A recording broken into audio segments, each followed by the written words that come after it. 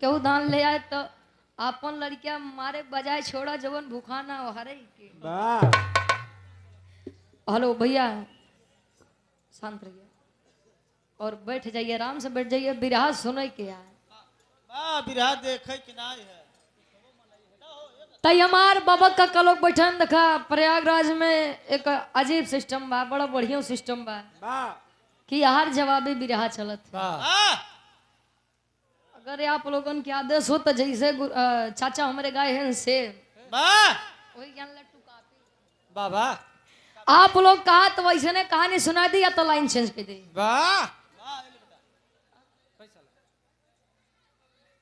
और ये सम्मानित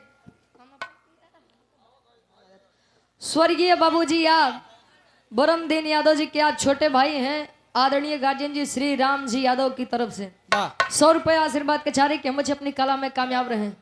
ठीक बा तो गुरु जी ले लिया वैसे ने कहानी के हार से आवा।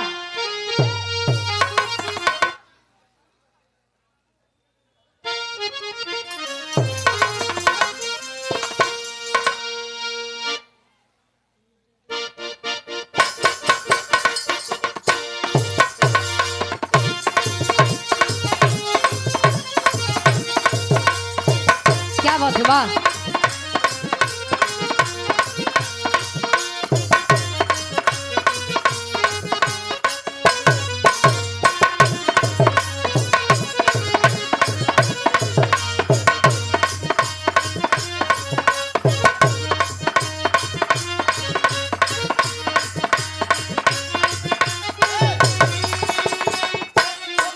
मौसम की तरह तुम भी बदल तो न जाओगे मौसम।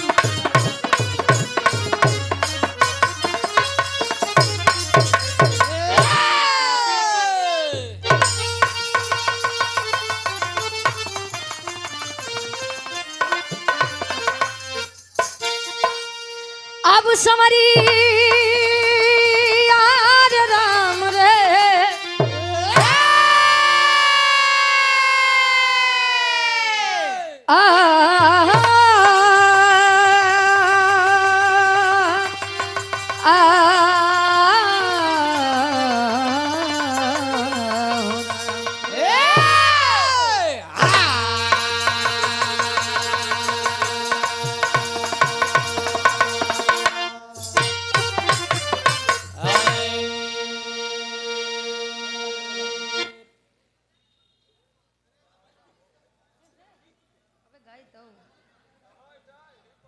स्वर्गीय बाबू के आप दामाद जी और बेटी राम सूरत हमारे बाबूजी और ये आशा देवी जी गार्जियन जी के द्वारा 100 रुपए आशीर्वाद के साथ रही गाय दे अब सुनाई देते दान।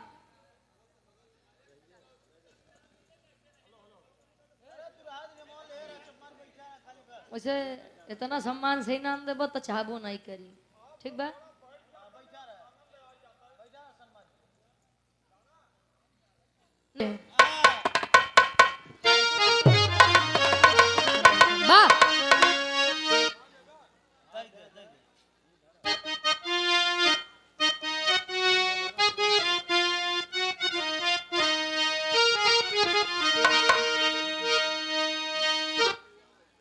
ए बाबू दान अरे दानशीलता का जब भी परीक्षा हुआ दान का दीप दानी जलाते गए अहिम के परे अपना सर्वस लुटाते अमर नाम जग में कमाते गए जो दान अब तक सुनाना गया ऐसा एक दान अरे दुनिया में पाया गया सृष्टि सामूल देख अरे डगमग हुई जब कि नन्हा शिशु को पकाया गया।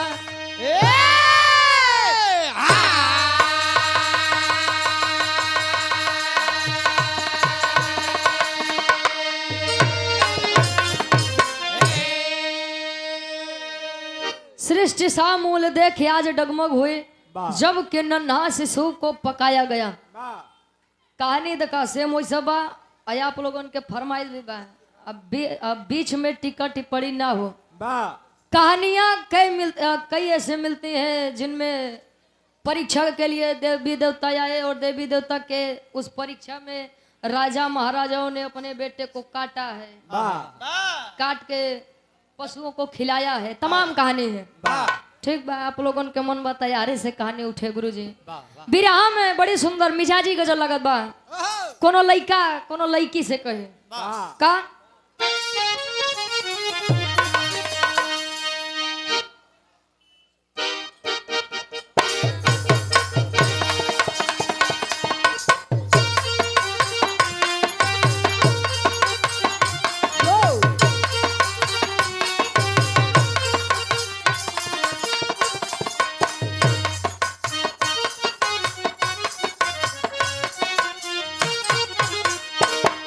लइका कहे अरे इतने करीब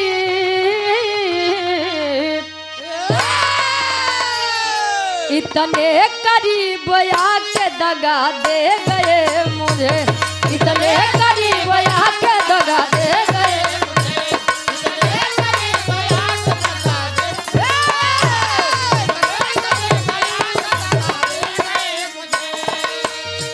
इतने करीब आके दगा दे गए मुझे।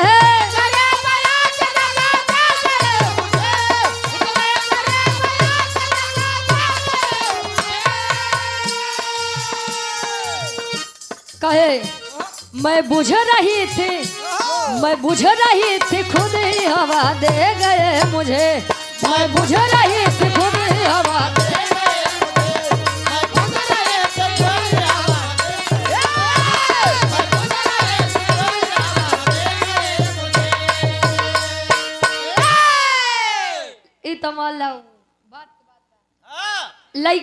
लइका के बाद बहन कर लोग तो बात अलग ही बा दादा। अब यावत है कवि जी भाव में लिखत है भक्त और भगवान के बारे में का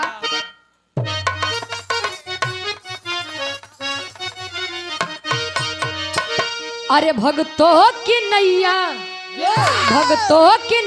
भाव से पार करते हैं हरि, भक्तों की नैया भाव से पार करते हैं। क्या बात है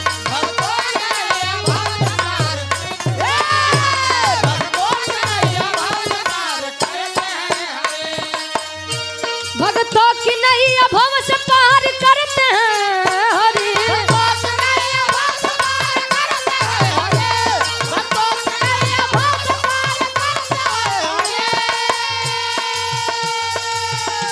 लेकर कड़ी परीक्षा प्यार करते हैं हरि, लेकर कड़ी परीक्षा प्यार करते हैं हरि, लेकर कड़ी परीक्षा प्यार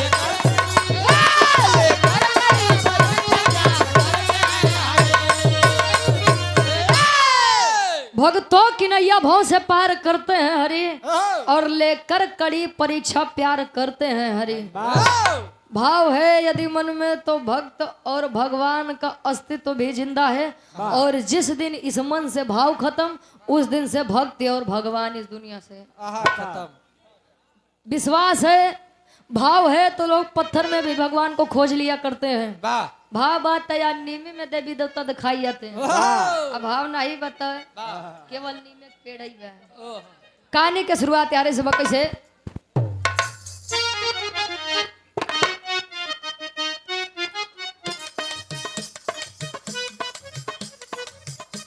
कहे दान में राजा बोली शीश को न पाए थे, दान में दधी चीज हड्डी को जलाए थे, दान में हरिश्चंद्र चीर किए बेटे को, दान में मोरंग ध्वज चीर दिए बेटे को। क्रांतिपुर के राजा श्रीयाल महादानी, द्वार पे नित्य दान करते सोना चांदी। एक दिन नारद मुनि जा रहे डगरिया से, देखते दंग भये चकित भये नजरिया से। तब तुरते राह बदले भूप को यजमाने को, तुरते राह बदले भूप को यजमाने को। आयोजन किए हैं कैलाशपुरी जाने को, आयोजन किए हैं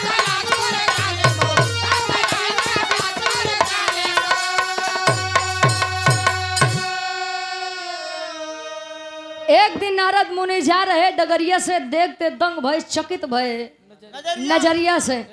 देखिए दान की बात, दानी की बात आ जाए तो राजा सत्यवादी हरिश्चंद्र से ज्यादा दानी कौन है? दान में दधीची जी अपनी हड्डी को दिए थे, मोरंग ध्वजी ने अपने बेटे को बीच आरी से काटा था। ये दान है साहब। आज के दानी तो लागे 150 रुपया देख तो ऐसे ने छाती फूलेंगे जिससे लागत है कि अब कुल सर्वस लुटाए दिए हैं। अब वही मंदिर में जाते हैं, दान पेटी में QR कोड लगा बा, स्कैनर लगा बा, हुआ 150 खुशी दे दी हैं। अब बहरे अगर मांगे वाला खड़ा बात कहीं कर लोग तो रोज ये काम दादा। अब बड़का दानी बना था साला 100 रुपये क्यों दी है तो कर वीडियो बनाई ली है कि फेसबुक पे डाला कि आज मैंने फला जगह इतना रुपया दिया है। बारे माना होता है ये गार्जियन जी 100 रुपया। सिंगर योगेंद्र भारतीय जी,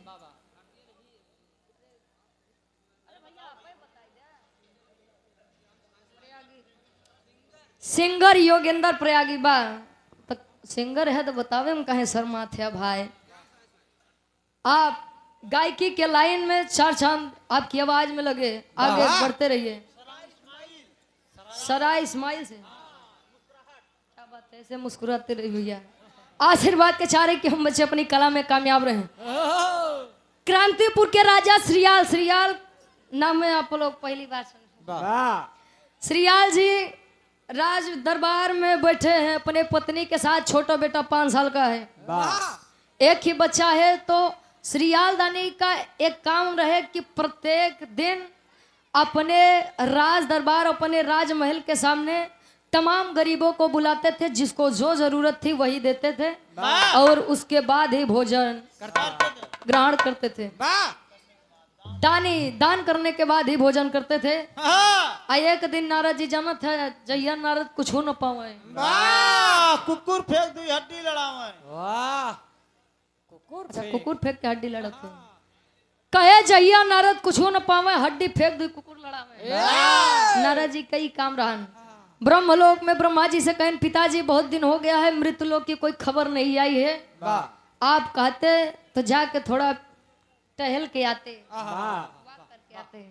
जाइए देखिए अच्छा आवत है, आकाश मार्ग से आ रहे हैं, तले देखत है कि नीचे बड़ी लंबी लाइन लगी बा। जानने की इच्छा जगी है कि आखिर लाइन लागत काहे बा। आए कोई पुरुष बताया कि भाई ये श्रीयाल दानी है, जब तक जिनको जो जरूरत है दे नहीं देते हैं तब तक ये भोजन ना तो ये करते हैं, ना तो इनकी पत्नी और ना ही इनका बेटा। भगवान भोलेनाथ के बहुत बड़े भक्त हैं, बड़े कृपा है भगवान भोलेनाथ की इनके ऊपर। भगवान भोलेनाथ के बतिया सुन के नाराज जी कहन बस बस अब यहाँ ले तो न्यूज बनी। चल देन बीड़ा टेरत पहुंचन कहा कैलाशपुरी में शंकर जी के लगे। कहा तेन का एक लाइन गीत लगत बा।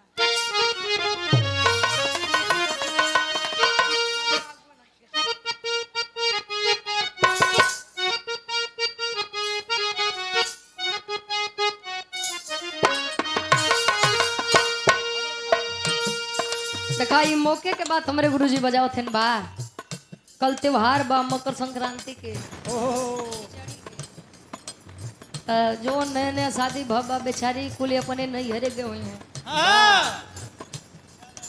तो जान ला जैसे हमारे दादा हरेन किनाई जेकर जेकर नई नई शादी भवा दादा वो बड़े दुविधा में हुई है।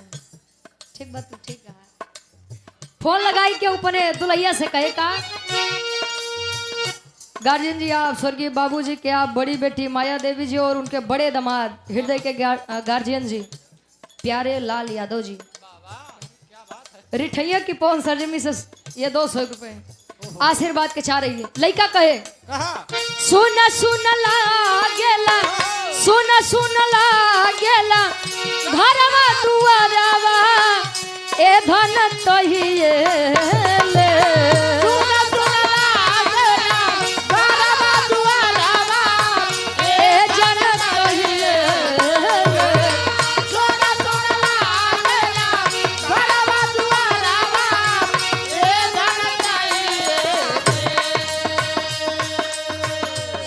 सुन लागेला घरवा दुआरवा ए धन तहिए ले जहिया से गइलू नई घरवा नु हो ए धन तहिए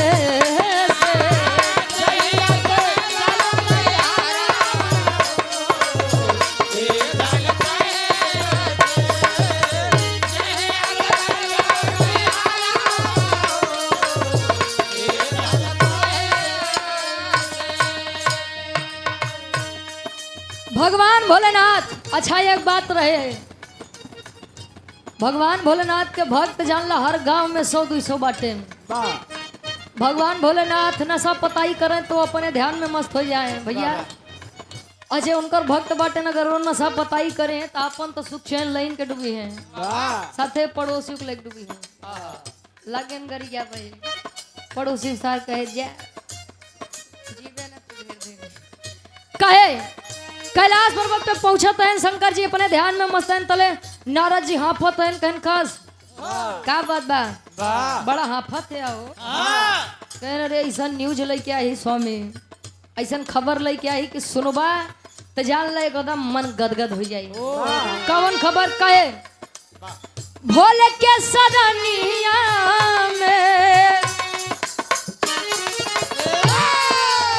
भोले के सरनिया में पहुंचे मुनि ज्ञानिया बनिया बोले मधुरी बोले में पहुंचे मुनि ज्ञानिया बनिया बोले मधुरी बोले में पहुंचे मुनि ज्ञानिया बनिया बोले मधुरी भोले के सरनिया में पहुंचे मुनि ज्ञानिया बनिया बोले मधुरी सोना भोले बाबा हमारी बचनिया बनिया बोले मधुरी बोले भोले बाबा हमारी बचनिया बनिया बोले मधुरी सोना भोले बाबा हमारी बचनिया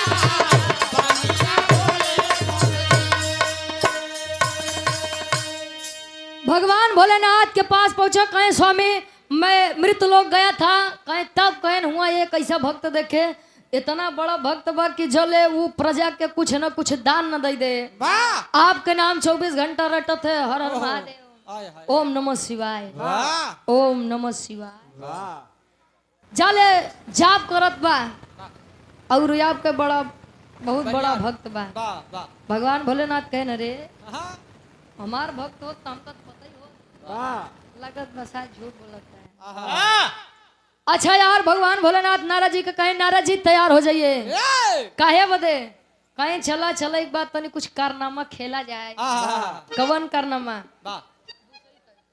कौन कारनामा कहीं चलवा तब बतावत भिखारी का रूप लिए भगवान भोलेनाथ जी और यार नारद मुनि भी अब पहुंचते हैं श्रीयाल दानी जी के नगर में जहाँ श्रीयाल दानी दान करके बैठे हैं भोजन करने के लिए और जैसे पहला निवाला चल रहे हैं मुंह में डालने तले बहरे से एक आवाज आवत है कौन आवाज गुरुजी गीत बदलत बा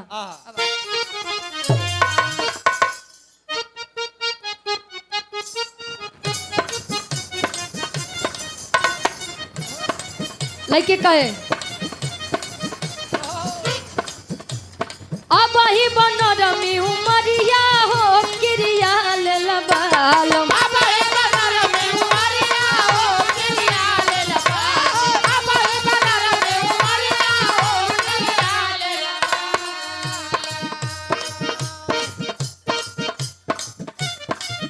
भगवान भोलेनाथ। अच्छा समझे समझे में फेर होते गुरुजी। समझ ला तो ईश्वर और भक्त के बाद बा, समझ ला तो दुल्हा दुल्ही के बाद बा, समझ ला गुरुजी लड़का और लड़की के बाद बा। समझे समझे का अपन फेर होते हैं। अब ही बन रमी उमरिया हो क्रिया ले लबालम। अब ही बन रमी उमरिया हो क्या बात है।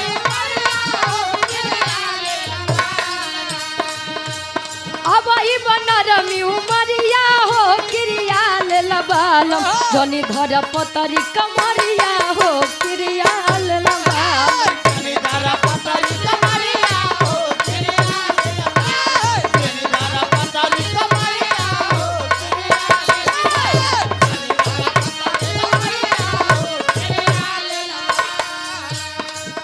और ये हृदय के गार्जियन जी आप श्याम बाबू यादव गुरुजी, ग्राम इनायत पट्टी की धरती से 100 रुपए देकर सम्मान के आशीर्वाद के चारे कि हम बच्चे अपनी कला में कामयाब रहे।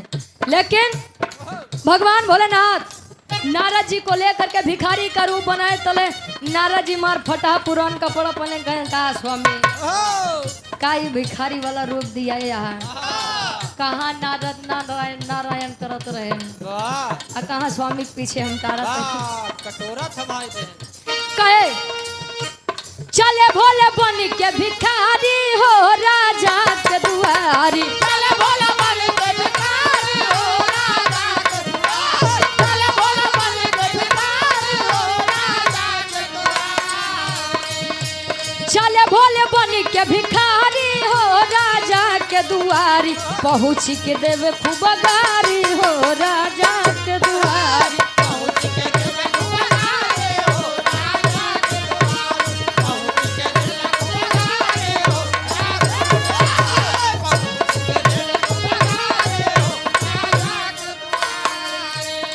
भगवान भोलेनाथ पूछे अल्लाह के गरियावे कहाँ है साला, कहाँ है। अच्छा देखा आप लोग जाना था कि अगर केहू गुस्सिया थे दादा है तो कितना बढ़िया बढ़िया गाड़ी देते, ढेर बतावे की जरूरत नहीं बा। यार भगवान भोलेनाथ लगे गरियावे श्रीयाल के तले द्वार पाल देखते न। अरे बाप रे बाप, जोने महाराज के केहू नाम नहीं लती साथ देखता भिखारी जात, भिखारी जात चला बटे या राज के राजा के बेइज्जती करे गाड़ी देत बा। द्वारपाल पूछा था क्या बात है, क्यों आप पहुंचते ही इतने बढ़िया बढ़िया शब्द निकाल रहे हैं। कहे हुए सार तो रजवा के हो कहे न रे हुए जौन बड़का दानी बनत बा कवन जवन ड्रामा करत बा कवन ड्रामा तले बता। कहे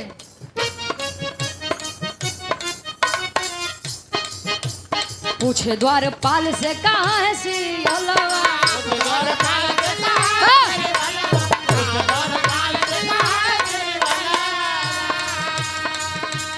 इच्छा भोजन दे ही नहीं करब हम बाबा।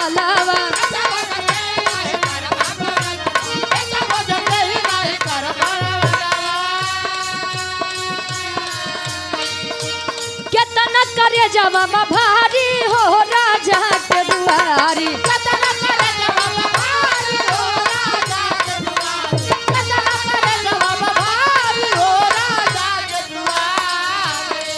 और कितना करे जवाब भारी हो राजा के दुआरी।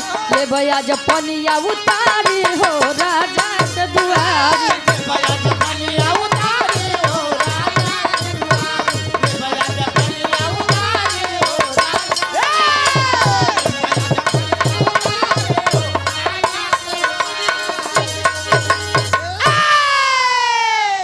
पहुंचा है गाली दे रहा है फिर से। और ये अपना म्यूजिक प्रयागराज हमार महेंद्र यादव दादा। हाँ हो मार 100 रुपए देकर सम्मान के देखा। अबे बुढ़ाई बुढ़ौती उनकर नहीं आए पाए। अबे सालों भर नहीं बाबा इनकर शादी हुए। अबे खाता नहीं कोई।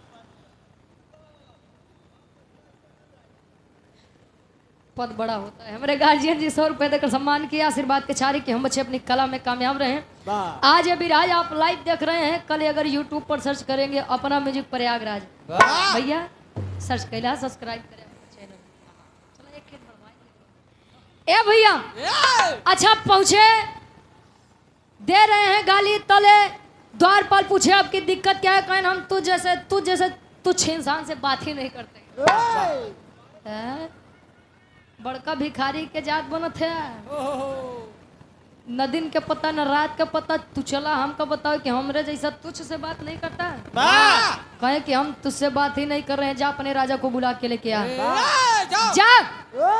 अच्छा यार द्वारपाल भगत भगत रे स्वामी, ई कवन भिखारी आए बा कि पहुंचते मार मार घर आवत बा के हा पहला निवाला चल रहे हैं, खाने तले रख के आए बहरे, आए प्रेम से लेकर अंदर आए। अंदर जब आए कहें स्वामी क्या बात है, कोई परेशानी, कहें कुछ मानवता ही करे बा, लेकिन अंदरे से बा बहरे से बा कि अंदरों से बा। तले कहें देखिए मेरी एक इच्छा है, क्या आप पूरी करेंगे? कहें बिल्कुल करूंगा। मैंने सुना है कि आप बहुत बड़े दानी हैं, तो सुनिए। कहें क्या? कहें कि मुझे मानव का मांस चाहिए। कहें तले कौने बात के देर बा, बैठा हम ये वही बनवा देते। कहने राजा बड़का दानी ने बना। सुनिए मुझे मांस ऐसा चाहिए जो पवित्र हो। कौन मांस? कहीं देखा तोरे जेल में जौन कैदी होई वो तो साले वैसन पाप करके बैठा है, मैं उनका मांस नहीं खाऊंगा। ठीक है, कहें कि मैं आपके किसी सगे संबंधी का भी मांस नहीं खाऊंगा। अब मेहरारू मांस तो हम छूबो नहीं के हाथे से 5+1 वाली। कहे हम मेहरारू के मांस छूबे नहीं करी तब के कर लेके आइए। 6 नंबर वाले चाहिए। अरे नहीं कहन कि सुना आपका मांस बड़ा पवित्र है, आप चाहे तो मुझे दे दें, लेकिन एक बात है। कवन बात ही बा कि अगर तू ही न रहबे तो हमार सेवा के करी। कहीं जहाँ तुम्हारी 5 साल के लइकवा जवन ठहरत बा वही के मांस खिया दा, आत्मा तृप्त हो जाई। आशीर्वाद दे के जब साम्राज्य में कभी गरीबी और दुखाली नहीं छाएगी। इतनी बात जब रानी सुनी अपने उन लइकवा के पकड़ के, कहीं स्वामी मुझसे ये नहीं होगा, जिस बच्चे को इतनी मिन्नतों के बाद मैंने पाया है, मैं अपने उस बच्चे को दान में नहीं दूंगी। अच्छा एक बात है, माई के जिगरा गाई के, अब पुतवा के जिगरा कसाई लिखा गया है कि अमृत के धार के केतनो पियाई एगो माई बिना, अब कैसन करे जवा जुड़ाई है भाई। एगो माई बिना माता पिता न होते, हम न होते, आप न होते, या पूरा संसार न होता। दिखावे का प्यार कम करके माता और पिता को इज्जत देनी चालू कर दीजिए। ईश्वर आपको ना तो प्रयागराज बुलाएगा, ना तो उज्जैन बुलाएगा, ना ही तो हरिद्वार बुलाएगा। माई बाबू के सेवा करवा हुए बहुत सफल बात है। अच्छा यार इतनी बात जब सुना तले राजा अपने उस रानी से कहे कि देख बेटा मेरा भी है, ऐसा नहीं है कि तुझे ही तकलीफ होगी, तकलीफ मुझे भी होगी, लेकिन मैं अपने वचन के कारण, अपने इस पद के कारण मैं मजबूर हूँ। तले करत है काल एक लाइन गीत लगत गुरु जी। अब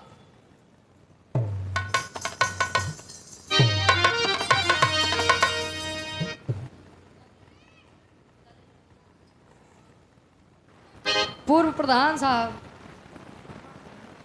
रनिया डे से अतरौरा से, जो कि भावी ग्राम प्रधान के आप उम्मीदवार भी हैं, हरिश्चंद्र यादव जी वर्तमान में भी हैं और प्रधान पद के आप प्रत्याशी भी। 2026 वैसे ना हर चुनाव बड़ा बढ़िया निकल जात, लेकिन प्रधानी में राकेश चाचा बड़ी मेहनत करे पड़त है।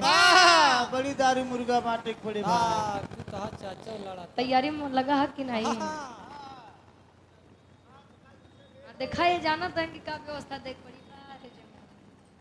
लोग अपने एक वोट की कीमत नहीं समझते। बताओ 75 रुपये मिल जाता है। अच्छा रानी आज अपने उस अपने छोटे से बेटे को ले करके आई है अतले अपने उ लइकवा के देख के सोच के एक बात कहे। का कहे गुरुजी?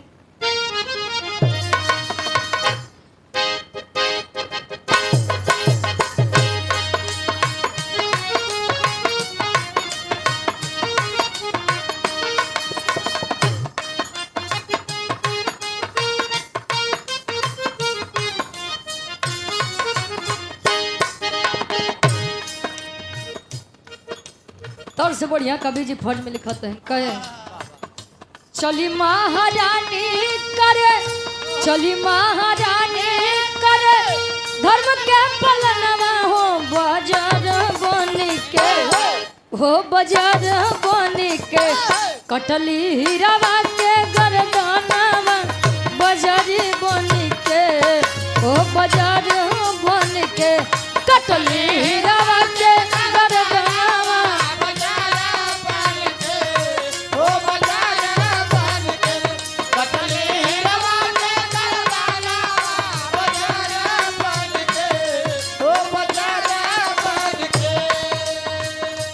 चली महारानी करे धर्म के पलनवा हो बजर बन के, पत्थर दिल लेकर आई है।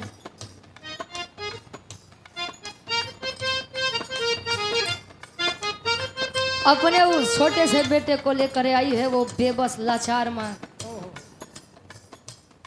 चलाती है छुरी चाकू।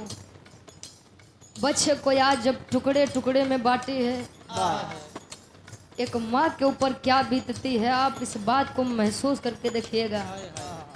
बच्चे को थोड़ी सी चोट क्या लग जाती है, बच्चा कहीं से झगड़ा लड़ाई करके आया है, थोड़ी सी चोट ज़्यादा लग गई तो माँ उस दूसरे बच्चे के घर पहुंच जाती है कि आपके बेटे ने मेरे बेटे को छुआ कैसे। वो माँ क्या होगी जो अपने उस बेटे को धर्म के कारण काट करके अपने बच्चे के मांस को पका रही है आग पर। कहे का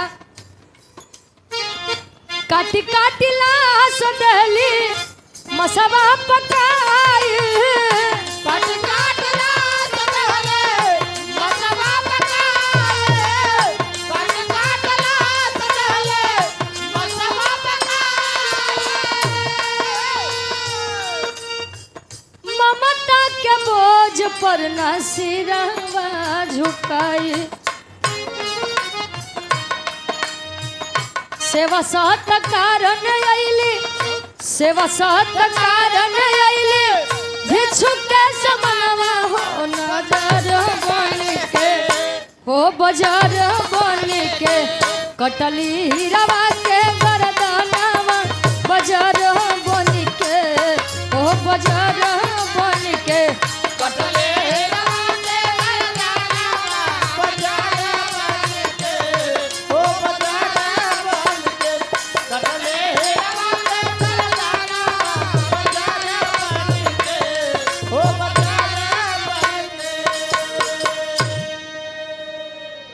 माँ की ममता ही होती है।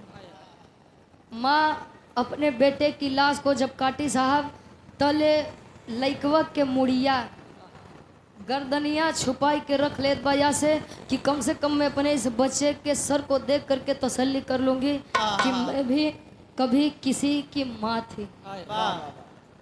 जमाना मुझ पर थूकेगा बेटा कि अब मैंने धर्म के लिए अपने इस छोटे से बच्चे को जिसने अभी देश दुनिया को भी नहीं समझा था, मैंने उसको बलि चढ़ा दिया। मांस पका कर लेकर आई, भगवान भोलेनाथ भिक्षुक के रूप में है रखती है। जले मांस पकाई के उ थरिया में सजात बा तले भगवान भोलेनाथ गुसियाई के खड़ा हो गए। अय रानी, अय रानी, जब तो का यह करे के रहा तो का करे बड़की दानी बनत रहूं। मतलब का तेन का टेरी के भाव में कभी जी लिखते हैं।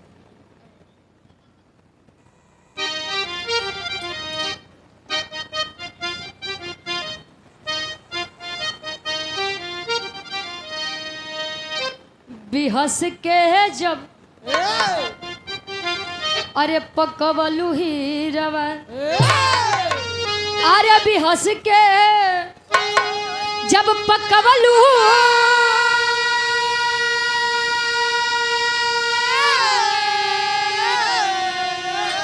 अरे भी हंस के जब पकवलू हीरवा दान में दगा कमैलू सिर काहे छुपवलू अरे छुपवलू अरे छुपवलू। अरे सुन ले रानी चौगुना अब मुझको है विश्वास नहीं, जा रहा हूँ द्वार से तेरे कुछ भी तेरे पास नहीं। अगर बचाना दान धर्म तो, अगर बचाना दान धर्म तो ले आओ खरमुसर को, सर को कूटो सामने मेरे मंगल धुन को गा कर को। ए रानी जब आपको यही करना था तो आपने अपने उस बच्चे की बलि चढ़ाई ही क्यों? राजा श्री आलिया के खड़े हैं, स्वामी कोई गलती हुई?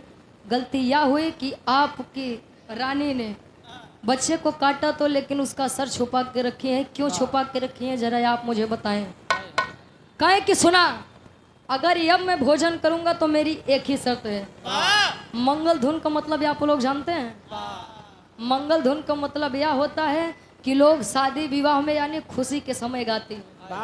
कहे कि अब हमार यह शर्त बा, अब हम एक तबई खाब जले उमूड़ी लेके अबू और खली मूसर में रख के उस सूर्य के कूटबू और कूटते समय आप अपने आवाज से अपने मुख से मंगल धुन गाएंगी। सोचिए उस माँ के ऊपर क्या बीतेगी। एक तो उसके जिगर का टुकड़ा जा रहा है और ऊपर से इतनी बड़ी बात कि मंगल धुन गाना है। शायद आज के समय में कोई ऐसी परीक्षा दे दे तले वो मातारी लाचार हो के अपने लइका के सर मूसर में लग के कूटत बा और मंगल धुन पोखरी मूसर में रख के कूटत बा और मंगल धुन गावत बा। कैसे गावत बा?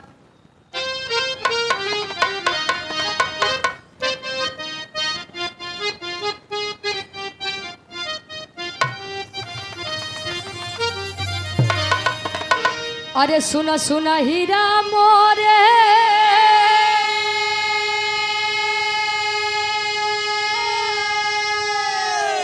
जिगर के टुकड़वा दुलरवा हो रहा। अरे तो सुना सुना हीरा मोरे, अरे जिगर के टुकड़वा दुलरवा हो रहा। हीरा कुटत बानी लई के मुसरवा हो रहा। हीरा कुटत बानी लई के मुसरवा हो रहा।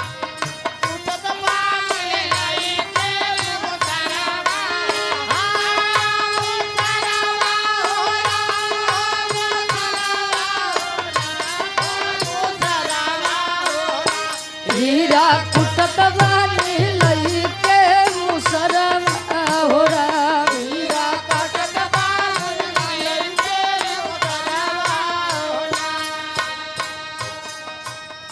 वो पगली माँ, वो लाचार माँ कूट रही है अपने बच्चे के उस सर को और कह रही है कि बेटा मुझे माफ करना, मैं अपने धर्म के कारण मजबूर हूँ रे बेटा। कहे एक बात और कहे,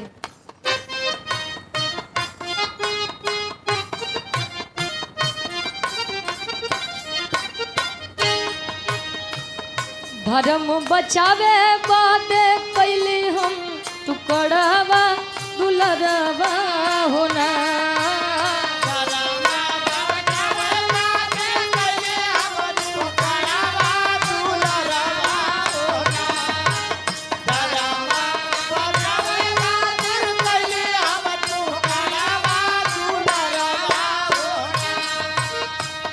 धर्म बचावे बाते कैली हम टुकड़वा दुलरवा होना। हीरा भी छुक के भरिया उदरवा होना।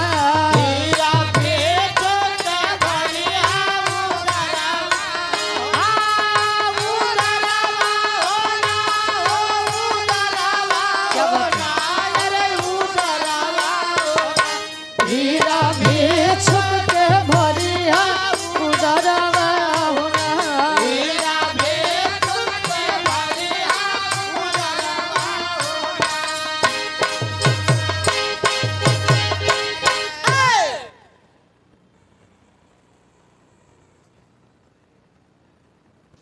राकेश कुमार यादव के आप भांजे हैं।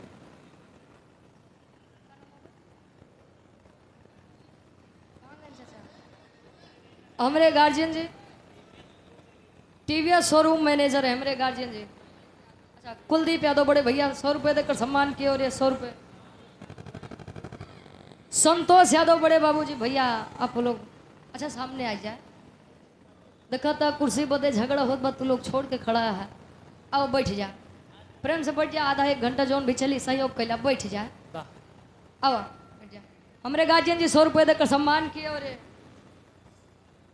इस भाव का सम्मान करते हुए गुरुजी आप श्याम बाबू यादव मास्टर जी ग्राम इनायत पट्टी से 100 रुपये और ये आप समाज सेवी श्री उमा शंकर यादव जी रनिया डी से आप भावी प्रधान प्रत्याशी हैं ग्राम सभा अतरौरा से 100 रुपये। भैया बैठ जाइए हाथ जोड़ के निवेदन है। अब ऐसे बड़ा कोनो हथियारे नहीं बा जवन बाबू कुल घरे बा। अब बैठ जाए।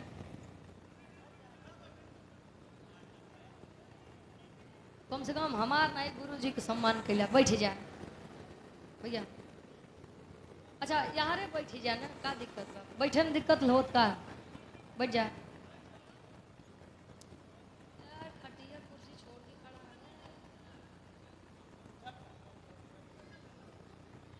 ए भैया वो पगली माँ अपने उस बेटे की लाश से कह रही है कि बेटा मुझे माफ करना। वैसे भी मेरी ये गलती मेरा ये काम गलती के लायक तो नहीं है लेकिन मुझे माफ करना और अपने पिता को माफ करना। तले लइकवा के लसिया उमुड़िया कूट के लइकी आवत बा फिर से कि स्वामी अब तो बैठ के भोजन खा लीजिए। आपने मुझसे तो मेरा सर्वस्व ले लिया। इतनी बतिया भगवान भोलेनाथ जब सुन कहीं की रानी राजन अब मेरा भोजन करने का मन नहीं है।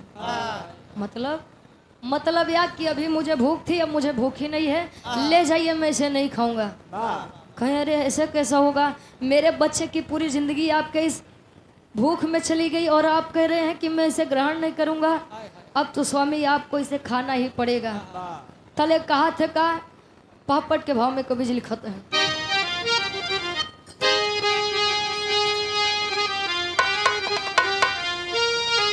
अरे कूट कूट के खोपड़ी खूब अब पकाई हंस के माई हो। अरे कूट कूट के खोपड़ी खूब अरे पकाई हंस के माई हो। तीनों लोग के दिहली डगमगाई हंस के माई हो। तीनों लोग के दिहली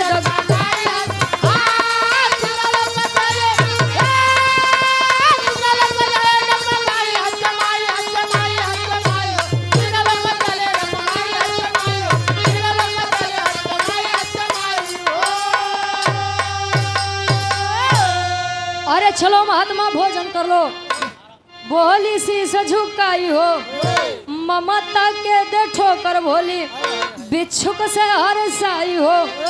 अरे सहसा भिक्षुक फिर गया गुस्सियाई हंस के माई हो। तखता के पूछे पकड़ चरण लपटाई हंस के माई हो। कहे कि मेरा भोजन करने का मन नहीं है। राजा रानी सहम गए फिर से मेरी रानी से तो कोई गलती नहीं। आए हाय पकड़ के चरण बैठे हैं कि स्वामी अब मेरी पत्नी से क्या गलती हुई। गलती कुछ नहीं है बस मेरा मन ही नहीं है आप इसे ले जाइए।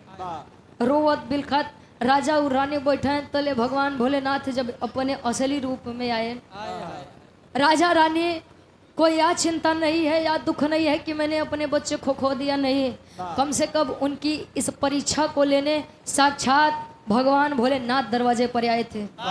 भगवान भोलेनाथ कहे वाह बेटा जैसा मैंने तेरा नाम सुना था वैसा ही तेरा काम है। देख मैंने तेरी परीक्षा ली और मैं तेरे इस परीक्षा से अति प्रसन्न हूँ। बोल तुझे क्या चाहिए। राजा रानी कुछ नहीं बोलते हैं। तले भगवान भोलेनाथ और नारद जी एक बात कहें क्या कहें खड़ी के भाव में कभी जी लिखा था।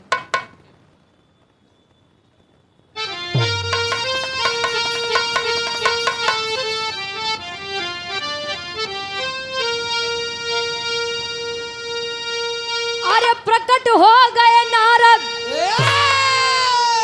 बोले भोले बनिया। अरे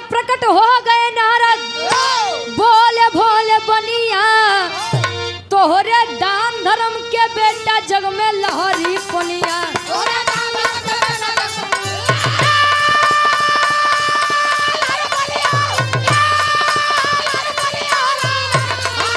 क्या बात है?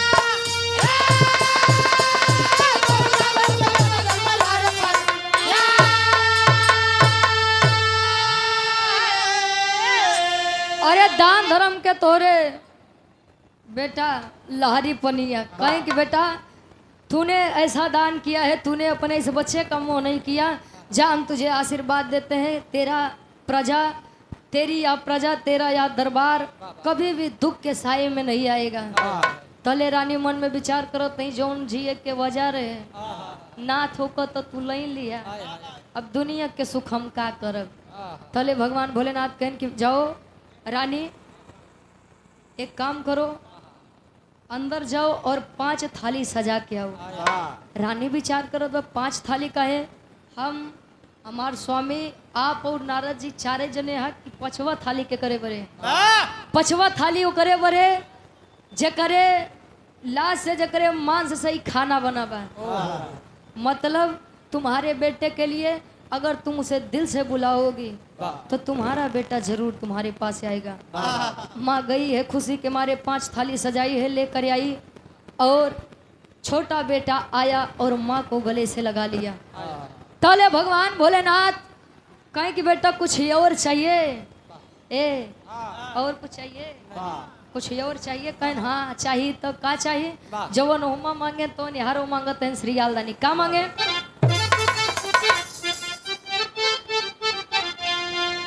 आलोक यादव बड़े भैया इनायत पट्टी से 100 रुपए देकर सम्मान किए।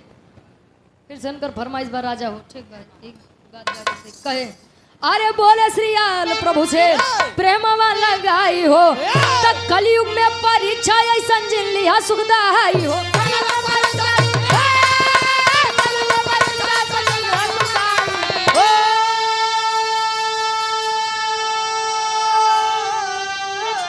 अरे कहन बिहारी होई नहीं अब धर्म के हनिया, तो तोहरे दान धर्म के बेटा जग में लहरी पनी।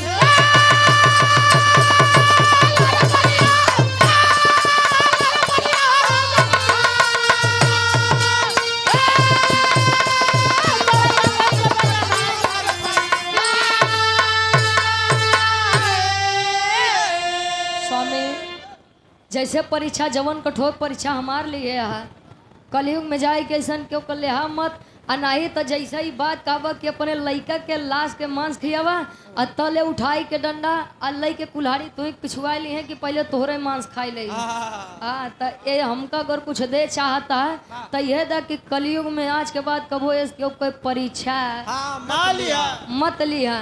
नहीं तो दानी काका इतना पढ़ा हूँ ऐसा ऐसा कहानी बा कि ओकर वर्णन ही नहीं किया जा सकता है। आखिरी में खानदान के परिचय बा।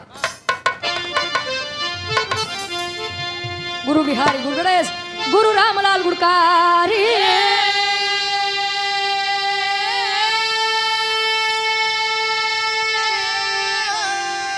कवि चंद्रिका राजनारायण कोई है जगत में दानी।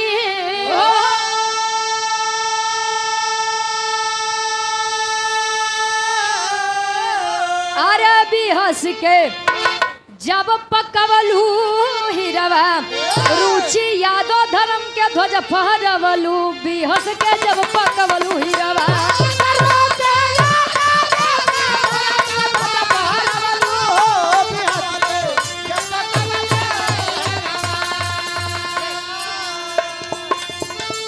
देख तेरे संसार की हालत, देख तेरे संसार की हालत क्या हो गई भगवान, कितना बदल गया इंसान।